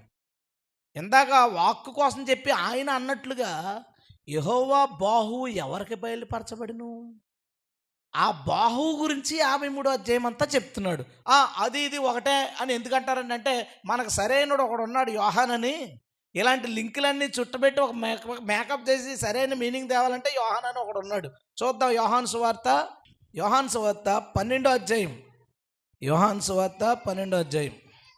అక్కడ యేసుక్రీస్తు చాలా చెప్తున్నాడు. అక్కడ కొంతకాలం 35వ వచనం చదవండి, చదువుతాను చూడండి. ఇంకా కొంతకాలం వెలుగు మీ మధ్యన ఉండును, చీకటి మిమ్మును కమ్ముకున్నట్లు మీకు వెలుగు ఉండగానే నడవండి. ఎవరి గురించి చెప్తున్నాడు యేసుక్రీస్తు ఇక్కడ? వెలుగు కోసం. వెలుగు అంటే ఎవరు? అక్కడ కొంతకాలం ఉండి వెళ్ళిపోతానని ఎవరి గురించి చెప్తున్నాడు? తన కోసమే చెప్పుకుంటున్నాడు. చీకట్లో నడిచేవాడు తాను ఎక్కడ పోతున్నాడో ఎరగడు. మీరు వెలుగు సంబంధులగినట్లు మీకు వెలుగు ఉండగానే వెలుగునందు విశ్వాసం ఉంచండి. వెలుగు మీద విశ్వాసం. ఎవరా వెలుగు? యేసు మాటలు చెప్పి వెళ్ళి కనబడకుండా దాగాడు. ఆయన ఎన్ని సూచక్రియలు చేసినా వారు ఆయన యందు విశ్వాసం ఉంచలేదు. అంటే వెలుగు ఎవరు అక్కడ? యేసు స్పష్టమే చెప్పుకున్నాడు కదా, నేను లోకానికి వెలుగని.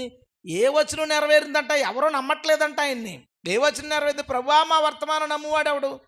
ప్రభు యొక్క బాహువు ఎవనికి బయలుపడెను అని ప్రవక్త అయిన యెషయా చెప్పిన వాక్యము నెరవేరునట్లు ఇది జరిగేను అన్నాడు. యెషయా చెప్పిన వాక్యం యేసుక్రీస్తు దేవుని యొక్క బాహువు. ఆ బాహువు గురించి చెప్పిన జనాలు అర్థం చేసుకోరట. అందుకని యేసు నేను గొర్రెల పోవు ద్వారాన్ని, నేను వెలుగుని ఇవన్నీ చెప్తున్నాడు. నేను బాహువుని అని చెప్పట్లేదు. ఎందుకు చెప్పట్లేదు అంటే ఎవరు నమ్మడు. ఎవరు నమ్మని ఆ సందర్భంలో యెషయా గ్రంథం 53వ అధ్యాయం 1వ వచనం పెట్టి, ఇదిగో ఈయన దేవుని బాహువు అయినప్పటికీ ఎవరు కూడా ఆయనను విశ్వసించట్లేదు, అంగీకరించట్లేదు అన్నాడు. ఇప్పుడు యేసు ఎవరు? దేవుని యొక్క బాహువు, దేవుని యొక్క చెయ్యి. యేసుక్రీస్తుకి దేవునికి సంబంధం ఏంటంటే మనిషికి అతని చెయ్యికి మధ్యన ఉన్న సంబంధం. మనిషికి అతను చెయ్యికి మధ్యన ఉన్న సంబంధం. మీకు ఇంకా కన్ఫర్మేషన్ అవ్వలేదు, కానీ నేను మీకు ఒక వచనం చెప్పి ఆ తర్వాత ఇంకా చాలా వచనాలు చూపిస్తాను. లేకపోతే 4 చివరి పాయింట్కి వచ్చేస్తానంటే నేను. అర్థమైంది కదా? యోబు గ్రంథం. బైబిల్లో వాక్యాలు చెప్పేవాళ్ళకి ఈ మాట బాగా గుర్తుపెట్టుకోండి. బైబిల్లో దేవుడే కొన్ని మెసేజ్ సబ్జెక్టులు ఇస్తాడు. రాసేసి ఉంటాయి. కొన్ని మనం ప్రార్థన చేసుకుంటే అందులోంచి తర్వాత చెప్తాడు, కానీ కొన్ని డైరెక్ట్గా మెసేజ్ సబ్జెక్టులు ఉంటాయి. అందులో ఒక మెసేజ్ సబ్జెక్ట్ నేను మీకు చెప్తున్నాను చూడండి. యోబు గ్రంథం 27వ అధ్యాయం. దేవుని హస్తమును గూర్చి నేను మీకు ఉపదేశించెదను. దేని గురించి చెప్తాడట? మెసేజ్ సబ్జెక్ట్ ఏంటంట? దేవుని హస్తము. దేవుని హస్తము అనేది ఒక సబ్జెక్టు, మెసేజ్ సబ్జెక్ట్ అది. ఇప్పుడు మనం దాని గురించి చెప్పుకుంటాం 7 పాయింట్లు. అంటే ఈ వచనం మన మధ్య నెరవేరుతుందన్నమాట. స్తోత్రం. దేవుని యొక్క హస్తము ఉపదేశించవలసిన ఒక అంశము. ఆయన చేతి గురించి మనం తెలుసుకోవాలి. ఆయన హస్తము హింసలు అనుభవిస్తుందని, ఆయన హస్తము గురించి బోధించిన ఎవడో ఒప్పుకోడని, నమ్మడని రాయబడింది. అయితే ఇప్పుడు మనం ఇంకా ఆయన హస్తం ఎవరో ఏంటి అనే దాని గురించి ఇంకా వెళ్ళడానికి మనం ప్రయత్నిద్దామండి. ఒక వచనం నేను మీకు చూపిస్తాను. కీర్తనల గ్రంథం 74వ కీర్తన 11వ వచనం. నీ హస్తము, నీ దక్షిణాస్తమును నీవెందుకు ముడుచుకొని ఉన్నావు? నీ రొమ్ములో నుండి దాన్ని తీసి వారిని నిర్మూలము చేయము అన్నాడు ఆసాపు. ఎక్కడుందంట దేవుని చెయ్య?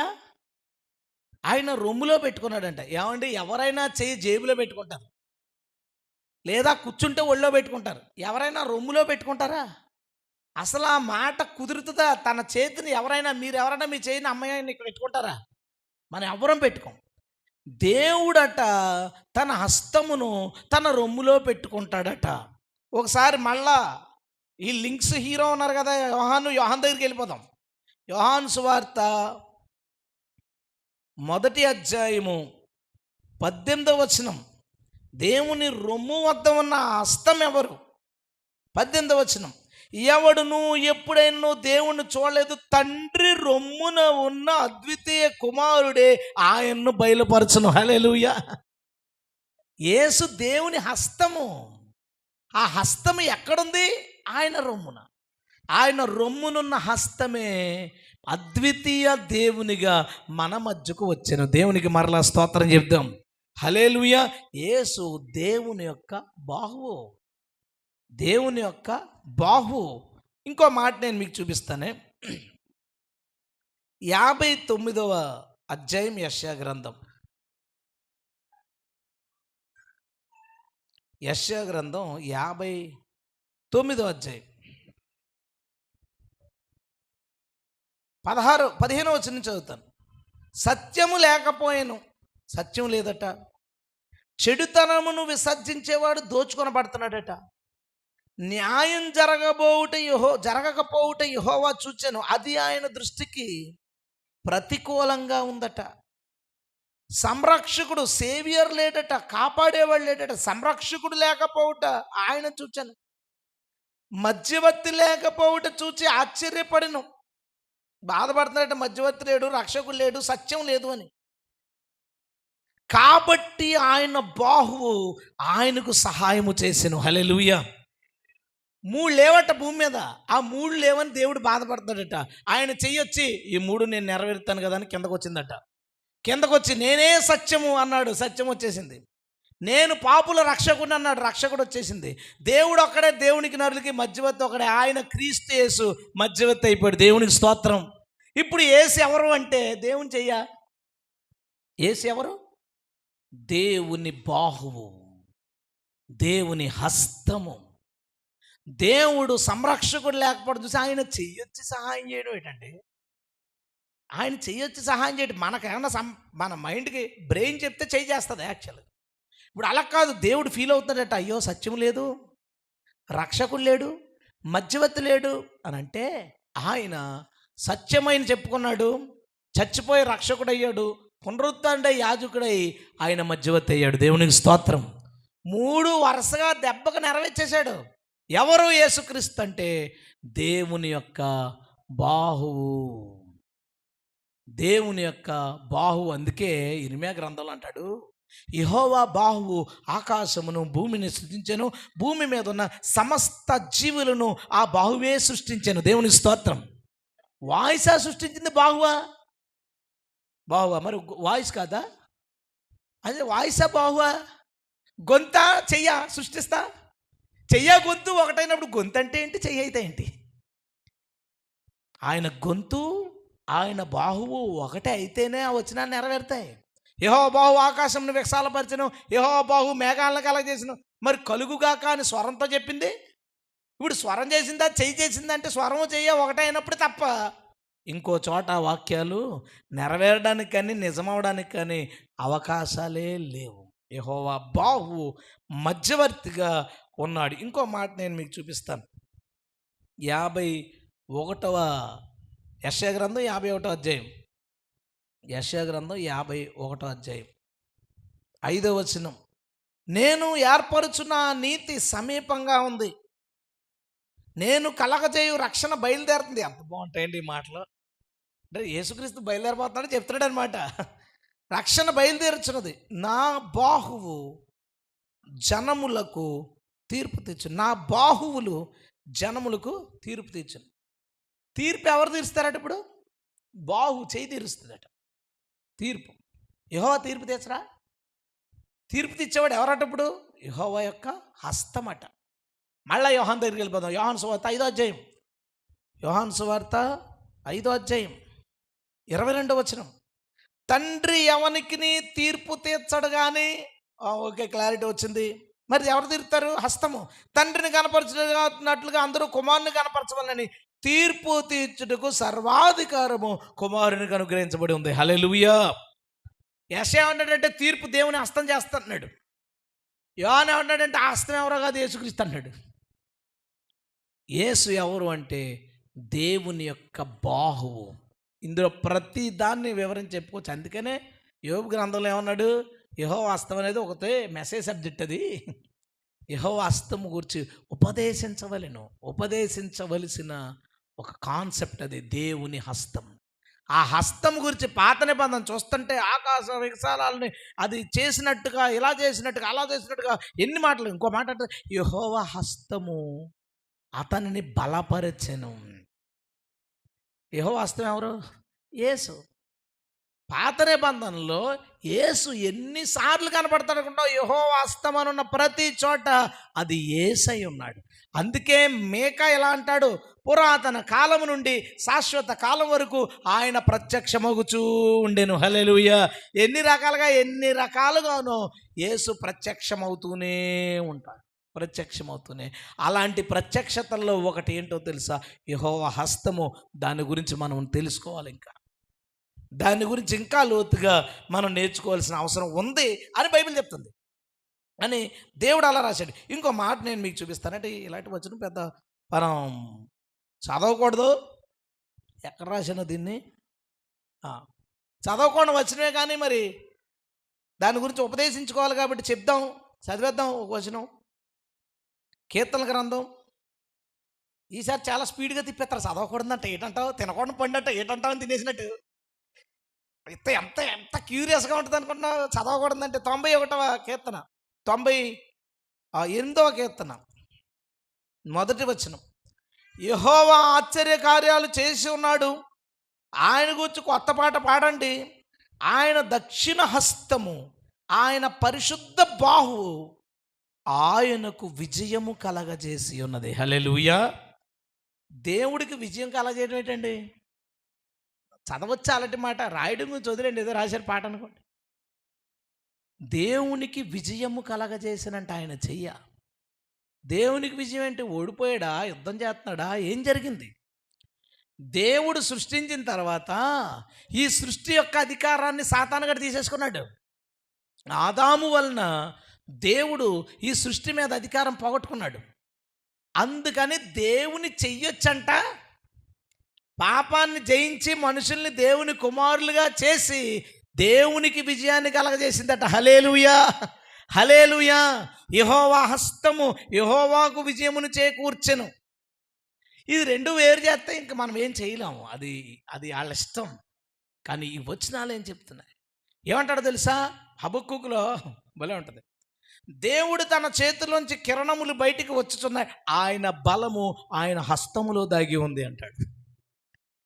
దేవుని యొక్క బలం దేవుని చేతిలో ఉందంట. ఆ చెయ్యి పేరు యేసుక్రీస్తు. అలా ఉన్నాయి వచనాలు. మరి మనం ఏం చేస్తాం? ఇంకేం చేయలేము. ఒక వచనం నేను మీకు చూపిస్తాను. ఇంకా చాలా ఉన్నాయి. నేను చివరిగా వచనం చూపించి మళ్ళీ దీని గురించి మాట్లాడుకుందాం మనం. ఆమోసు గ్రంథం 9వ అధ్యాయం 2వ వచనం చూడండి. ఈ వచనం ఎలా ఉందో.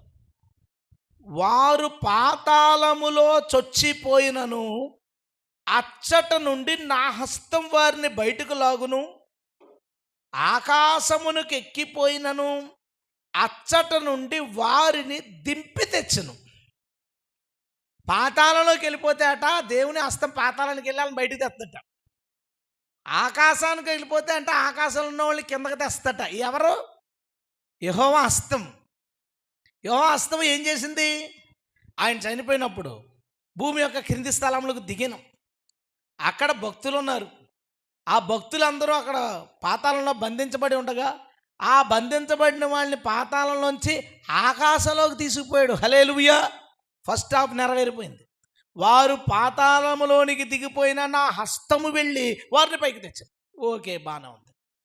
ఆకాశంలో ఉంటే ఇదిగో ఒక ధనం వస్తున్నది, మనుష్య కుమారుని శబ్దం వింటారు. విన్నప్పుడు ఆయన ఆకాశంలోనికి వచ్చి అక్కడున్న భక్తుల్ని పట్టుకుని కిందకి వచ్చి వారు శరీరాలను ధరించుకుని, అంటే ఆకాశంలో ఉన్నవాళ్ళని కిందకి తెస్తాడు, పాతాళంలో ఉన్నవాడిని పైకి తీసుకెళ్ళాడు. ఈ రెండు పనులు చేసిన వాళ్ళు ఎవరు? యేసుక్రీస్తు. ఆ యేసుక్రీస్తు పేరు ఏమని చెప్తున్నాడు ఆమోసు? యెహోవా యొక్క హస్తము. ఇప్పుడు దేవునికి యేసుక్రీస్తుకి ఉన్న సంబంధం ఏంటి అంటే, లాయబెట్టి కొట్టి నేను కాదు నా చెయ్య, నాకేం సంబంధం లేదు అంటే ఏమి కుదరదుగా. తిట్టి నేను కాదండి నా నోరు తిట్టింది అంటే కుదరదు. నాకున్న బలం నేను కాదు ఇంకొకటేదో నాకు బలం వచ్చింది అంటే అది వేరు ఇది వేరు అయిపోతుంది. అసలు అప్పుడు ఇది బలవంతుడు కానే కాడు. ఇప్పుడు సింపుల్గా ఈ 7 పాయింట్లు తీసుకుంటే యేసుక్రీస్తు ఏమై ఉన్నాడు? ఆయన అదృశ్య దేవునికి స్వరూపమై ఉన్నాడు. ఆయన ఏమై ఉన్నాడు? దేవుని యొక్క శక్తి, దేవుని జ్ఞానము, దేవుని ప్రతిబింబము, దేవుని వాక్యము, దేవుని గురించి రాయబడిన ప్రవచనాల నెరవేర్పు, ఇంకా దేవుని యొక్క స్వరమా మనం మిస్ అయ్యాం. దేవుని ఆత్మ, yes, is the spirit of God. దేవుని ఆత్మ. ఇంకోటి చెప్పుకుంటే దేవుని యొక్క హస్తము. ఇవన్నీ ఒప్పుకోవాలి కదా, ఇవన్నీ రాస్తున్నాయి కదా. ఆయన దేవుని చెయ్యని, దేవుని స్వరమని, దేవుని ఆత్మని, దేవుని ప్రవచనాల నెరవేర్పని, దేవుని ప్రతిబింబాన్ని, దేవుని శక్తిని, దేవుని జ్ఞానమని, ఇంకా ఎన్నో ఉన్నాయి. ఇవన్నీ ఒప్పుకుంటే ఇక యేసుని దేవుడు కాదని అనడానికి ఏముంది? యేసుని ఇవన్నీ తీస్తే దేవుడు దేవుడు అవడం ఎందుకో తెలుసా? యేసే ఆ దేవుడై ఉన్నాడు కాబట్టి. హల్లెలూయా. మనిషిలోంచి ఆడు ఆత్మని పీకేస్తే ఆ తర్వాత నుంచి ఆయన మనిషి అనం బాడీ అంటాం. ఏమంటాం? బాడీ వచ్చింది. అప్పుడు దాకా అది కనపడ్డా, దొరికాడా, చూసారా? దొరికింది, బాడీ దొరికింది తర్వాత బాడీ వచ్చిందా, బాడీ ఎక్కించారా, అప్పుడు దాకా కనపడ్డారా, చూసారా? అదల్లా ఈసారి ఏమైపోయింది? బాడీ అయిపోయింది. మనిషిలోంచి ఆత్మను తీస్తే అతను మనిషి అవడం. పోనీ ఆత్మను తీసి ఉంచి దాన్ని చూస్తే ఇది ఆత్మదే, దాన్ని దెయ్యం అంటారు బయట భాషలో. ఆ బాడీ ఆత్మ అన్నీ కలిపి ఉంటేనే అతను మనిషి. దేవుడిలో ఎన్నో విభాగాలు. ఆత్మ, ఆయన స్వరము, ఆయన శక్తి, ఆయన జ్ఞానం, ఆయన ఆయనలో ఎన్నో మనకు కూడా ఉంది కదా. మన బ్రెయిన్, మన హార్ట్ ఎలాగున్నాయో దేవుడు, ఇవన్నీ దేవుడిలో ఉన్న అంశాలని దేనికి దాన్ని సెపరేట్ చేయకుండా అంశాలన్నీ కలిపి చూస్తే దేవత్వం యొక్క సర్వపరిపూర్ణత అయిన క్రీస్తు కనబడతాడు. హల్లెలూయా. క్రీస్తు విషయమై అభ్యంతరపడద్దు. అనేక మంది అదే పనిగా యేసుక్రీస్తు మీద తప్పుడు బోధలు చేస్తున్నారు. యేసుక్రీస్తుని తక్కువ చేసి మాట్లాడుతున్నారు, హీనం చేసి మాట్లాడుతున్నారు. క్రైస్తవులు ఇష్టం వచ్చినట్టు మాట్లాడుతున్నారు, ఇతర మతస్థులు ఇష్టం వచ్చినట్టు మాట్లాడుతున్నారు. నీవు మాత్రం ఎప్పుడు యేసుక్రీస్తు విషయమై అభ్యంతర పడకు. అభ్యంతర పడకుండా తోటి క్రైస్తవుల్ని బలపరచాల్సిన బాధ్యత నీకుంది. అభ్యంతర పరుస్తున్న వాళ్ళ నోళ్ళు మూయించాల్సిన అవసరం ఉంది. ఇంకా అనేక మంది క్రైస్తవులు అభ్యంతర పడే పరిస్థితి ఉంది. ఆ అభ్యంతర పడే పరిస్థితిలో నుంచి వాళ్ళని బయటకు తెచ్చే కృషి కూడా మనమందరూ చేయాలి. ఆ దేవుడు మనల్ని బలపరచునుగాక. ఒక చిన్న మాట చెప్పి నేను ముగిస్తాను. దేవుని హస్తం మనకి ఎంతో అవసరం. ఆ దేవుని హస్తం ఎవరు? యేసు. యేసు దేవుని హస్తమై ఉన్నాడు కదా. ఆయన పాత నిబంధనలో నిర్వహించిన ఒక కార్యాన్ని నేను మీకు చెప్పాలనుకుంటున్నాను. ఒకసారి రాజుల 2వ గ్రంథం, రాజుల 2వ గ్రంథం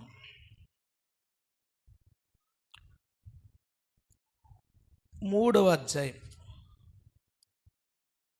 అక్కడ ఒక యుద్ధం గురించి ప్రవచనం అడగడానికి ఎలీషా దగ్గరికి ఇశ్రాయేల్ రాజులు వచ్చారు.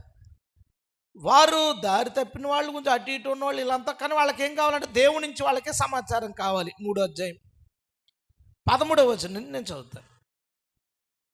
12వ వచనం నుంచి. ఎలీషా గురించి విన్నారు. ఎలీషా ఎక్కడున్నాడో తెలిసిన తర్వాత యెహోషాపాతు అంటున్నాడు, యెహోవా ఆజ్ఞ ఇతని ద్వారా మనకి దొరుకుననెను. ఇశ్రాయేలు రాజును యెహోషాపాతును ఏదోము రాజును అతని వద్దకు పోయారు. 3 రాజులు వెళ్ళారు. ఎలీషా ఇశ్రాయేల్ రాజును చూచి, నాతో నీకు నిమిత్తం ఏంటి? నీ తల్లిదండ్రులు ఉంచుకొని నా ప్రవక్తల దగ్గరికి పో. ఎలాంటి చూడు, 3 రాజులు వస్తే ఏం రోషం అండి. ఈరోజు ఎవరి దగ్గర పడితే వాళ్ళ దగ్గర తల ఉంచుతున్నారు దేవుని సేవకులు. 3 రాజులు వస్తే వాళ్ళ దగ్గర సమాధానం తెలుసా? మీ దగ్గర చాలామంది ఉన్నారు కదా ప్రవక్తలు, మీ వాళ్ళు పెట్టుకున్నారు కదా దొంగ ప్రవక్తలు, అక్కడ పో, ఇక్కడికి ఎందుకు వచ్చారు అన్నాడు. తర్వాత అలాగనొద్దు, మోయాబీల చేతికి అప్పగింపవలెనని యెహోవా రాజులమైన మా 3 పిలిచానని ఇశ్రాయేల్ రాజు అతనితో అన్నప్పుడు, ఒకవేళ అయిపోతున్నాం మేము అని అన్నారు. ఎలీషా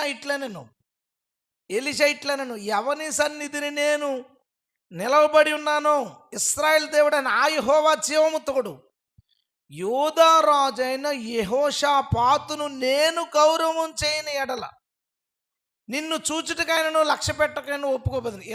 ఇతన్ని రెస్పెక్ట్ చేస్తాను కాబట్టి నీతో మాడతాను, లేకపోతే పక్కకెళ్ళరా, నీతో నాకు సంబంధం ఎలా మాట్లాడతాను చూడు. అయినా మరి ఇతను యెహోషాపాతు తీసుకొచ్చాడు కదా, అందుకని యెహోషాపాతు గురించి ప్రవచనం చెప్పాలనుకున్నాడు. ఇప్పుడు ఏమన్నాడు? నా యొద్దకు వీణ వాయించగల ఒకడిని తీసుకునిరా. వాద్యకుడు ఒకడు వచ్చి వాయించుచుండగా యెహోవా హస్తము అతని మీదకి వచ్చెను గనుక అతడు ఈ మాట ప్రకటన చేసెను. ఇప్పుడు ఒకడు అంటాడు, డ్రమ్ము కొడితే కానీ వీళ్ళకి భాషలు రావంట, డ్రమ్ము కొడితే కానీ వీళ్ళకి ప్రవచనం రాదంట, డ్రమ్ము కొడితే కానీ ఆత్మ రాదు. ఎలీషా కూడా రాదు, మరి మేమేం చేస్తాం? ఎలీషా అన్నాడు, ఇప్పుడు ప్రవచనం చెప్పాలంటే ఎలా మరి? వీణ వాయించేవాడు ఎవడో ఒకటి తీసుకురండి అన్నాడు. వీణ వాయించేవాడు తీసుకొస్తే వీణ వాయిస్తుంటే ఎలీషా దేవుణ్ణి ఆరాధన చేస్తుండగా యెహోవా హస్తము అతని మీదకు రాగా అతడు ప్రకటించెను. హల్లెలూయా. దేవుని వరాలు, దేవుని శక్తి, దేవుని ప్రవచనాలు, దేవుని స్వరము, దేవుని దర్శనము మనకు ఎలా వస్తుంది అంటే యెహోవా హస్తము ద్వారా. ఎవరా యెహోవా హస్తం అంటే? యేసు అయ్యి ఉన్నాడు. దేవుని స్తోత్రం. అందుకే దేవుని ఆత్మ వలన ఈ కార్యాలు జరుగుతాయి. యేసుక్రీస్తునందు విశ్వాసం ఉంచడం ద్వారానే. అంటాడు కదా పౌలు, మీరు ఆత్మను ఎలా పొందారు? విశ్వాసం వలన, యేసుక్రీస్తు మీద విశ్వాసం వలన, లేదంటే ధర్మశాస్త్రం వలన అంటే అదేంటంటే వాక్యం విన్నప్పుడు విశ్వాసం పొందాం. విశ్వాసం వలనే కదా. యేసు వలనే ఆ బలము, ఆ శక్తి మనకి వస్తుంది. దేవునికి స్తోత్రం. ఎవడైనా వాయిద్యాల గురించి మీ దగ్గర ఓవర్ యాక్షన్ చేస్తే ఈ రిఫరెన్స్కి అర్థం ఏంటో అడగండి. అసలు ప్రవచించడానికి వీణకే సంబంధం ఏంటి? దేవుని హస్తం మన మీదకి రావడానికి వీణకి సంబంధం ఏంటంటే దేవుడికి మ్యూజిక్ ఇష్టం. ఆ మ్యూజిక్ వాయిస్తుండగా, ఇతను ఆరాధన చేస్తుండగా దేవుని హస్తం బలంగా ఎలీషా మీదకు వచ్చి ప్రవచించుట అనేది జరిగింది. హల్లెలూయా. ఇది దేవుని హస్తము చేయి పని. ఇంకా ఎన్నో ఉన్నాయి. ఈ 7 యేసుక్రీస్తుకి దేవునికి ఏమన్నా సంబంధం కలిపితే కలుపు నువ్వు. విడదీస్తే విడది ఏం చేసినా యేసుక్రీస్తు హెచ్చించబడతారు, కానీ ఆయనకేం తక్కువ లేదు. ఈ పాయింట్లన్నీ చూసుకుంటే విడదీస్తే యేసుక్రీస్తుకే తప్ప ఘనత ఇంకోటి ఏం కాదు. సో యేసు విషయంలో అభ్యంతర పడవద్దు. అభ్యంతర పరిచే వాళ్ళకి పనిష్మెంట్ దేవుడు ప్లాన్ చేసుకున్నాడు, అందులోకి వాళ్ళు పోతారు. కానీ మనం మాత్రం అభ్యంతర పడకుండా క్రైస్తవుల్ని బలపరుద్దాం, మనం బలం పొందుకుందాం. హల్లెలూయా.